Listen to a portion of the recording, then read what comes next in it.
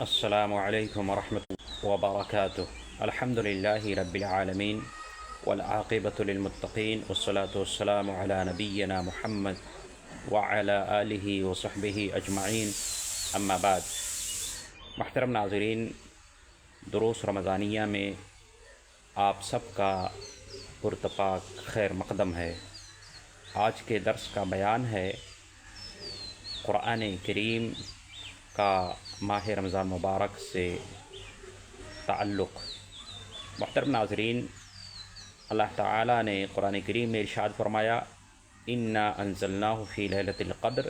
بے شک ہم نے اس قرآن کو لیلۃ القدر میں اتارا ہے۔ ایک دوسری جگہ فرمایا، شہر رمضان الذی انزل فیہ القرآن، رمضان کا مہینہ وہ ہے جس میں قرآن کریم کو اتارا گیا۔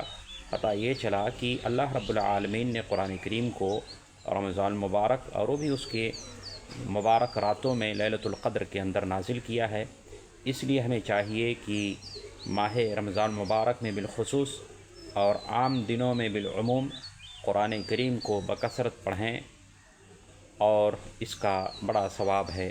جیسا کہ حدیث کے اندر ہے، حضرت عبداللہ بن مسعود رضی اللہ عنہ کہتے ہیں، اللہ کے نبی صلی اللہ علیہ وسلم نے ارشاد فرمایا، من قرأ حرفا من کتاب اللہ فلہ بہ حسنہ، جس نے قرآن کریم کا ایک حرف پڑھا تو اس کے بدلے میں ایک نیکی ہے، والحسنۃ بعشر امثالھا، اور وہ ایک نیکی 10 نیکیوں کے برابر ہے۔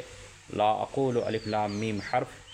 میں یہ نہیں کہتا کہ الف لام میم ایک حرف ہے، بل الف حرف ولام حرف ومیم حرف، بلکہ الف ایک حرف ہے، لام ایک حرف ہے، میم ایک حرف ہے۔ تو اس طرح الف لام میم میں 3 حروف ہوئے۔ گویا اگر ہم نے ایک لفظ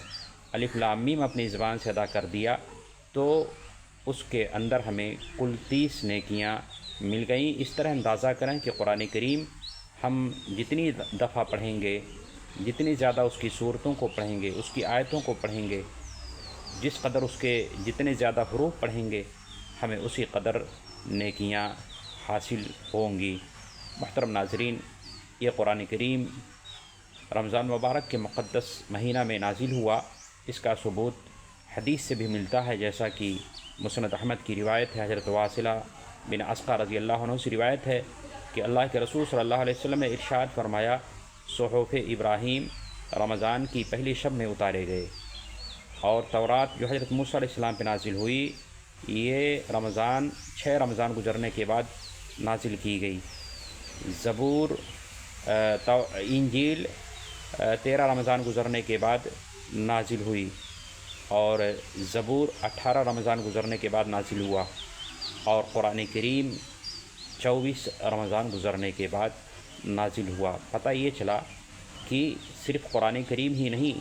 بلکہ اس سے پہلے کی جو آسمانی کتابیں ہیں وہ بھی رمضان مبارک کے مہینے میں اتری ہیں۔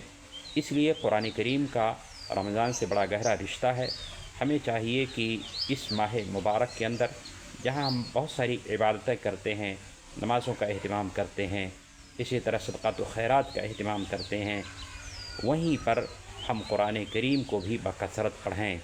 اس کی تلاوت کریں، اس کے تراجم اور تفاسیر کو پڑھیں،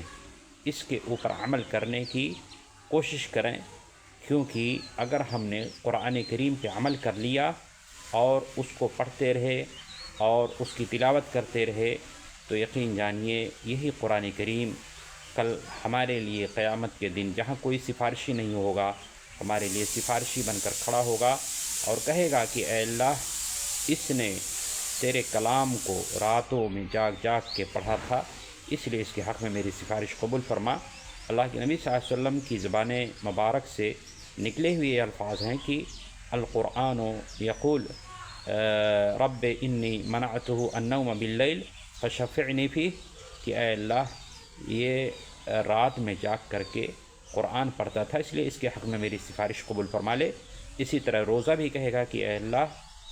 اس نے تیری خاطر روزہ رکھا تھا، دن بھر بھوکا اور پیاسا اس لیے تھا تاکہ تیری رضا حاصل کر لے،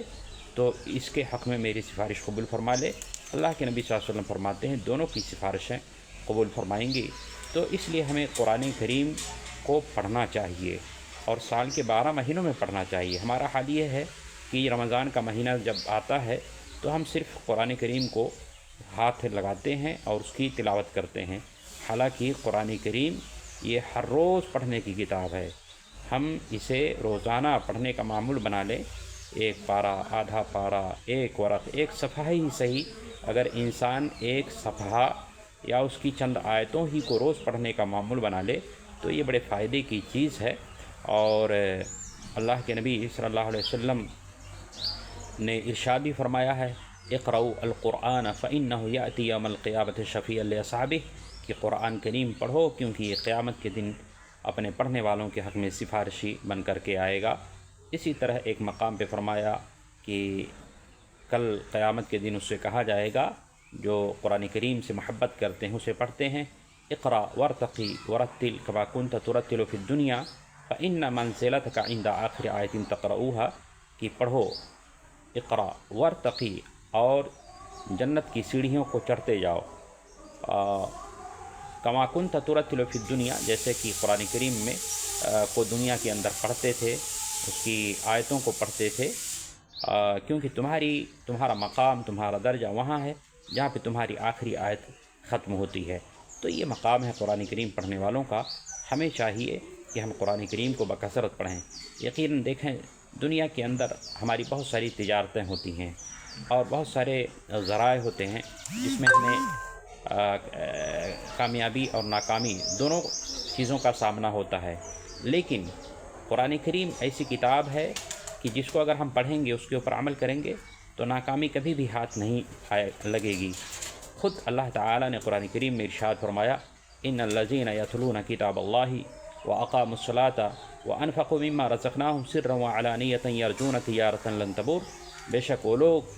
جو اللہ کی کتاب کو پڑھتے ہیں، قرآن کریم کی تلاوت کرتے ہیں اور نماز کو قائم کرتے ہیں اور زکوٰۃ کو اعلانیہ اور چھپے طور پر دیتے ہیں، اللہ کی راہ میں خرچ کرتے ہیں، تو وہ ایسی تجارتوں کے امیدوار ہیں جو تجارت کبھی گھاٹے کی نہیں ہوگی۔ پتہ یہ چلا کہ نماز و روزہ، قرآن کریم کی تلاوت، یہ سب ایسی تجارت ہے جس کے اندر گھاٹا کبھی لگ ہی نہیں سکتا ہے۔ باقی جو دنیاوی تجارتیں ہماری ہیں اس کے اندر کبھی نفع ہوتا ہے، کبھی گھاٹا ہوتا ہے، لیکن یہ چیزیں جو نماز و روزے ہیں یہ ایسی تجارت ہے جس کے اندر کبھی بھی ہمیں گھاٹا لگ ہی نہیں سکتا ہے۔ تو ضرورت اس امر کی ہے کہ ہم فکر کریں اور زیادہ سے زیادہ قرآن کریم کو پڑھنے کی کوشش کریں۔ یہ رمضان مبارک کا جو مہینہ میسر ہوا ہے اس کے اندر زیادہ سے زیادہ عبادت کریں۔ رمضان کے علاوہ بھی باقی دنوں میں ہم قرآن کریم کو ہر روز پڑھنے کا معمول بنائیں اور اس کے مطابق زندگی گزارنے کی کوشش کریں۔ اللہ تعالی ہم سب کو کتاب و سنت کے مطابق زندگی گزارنے کی توفیق عطا فرمائے، آمین، تقبل یا رب العالمین، وآخر دعوانا ان الحمد للہ رب العالمین۔ السلام علیکم ورحمۃ اللہ وبرکاتہ۔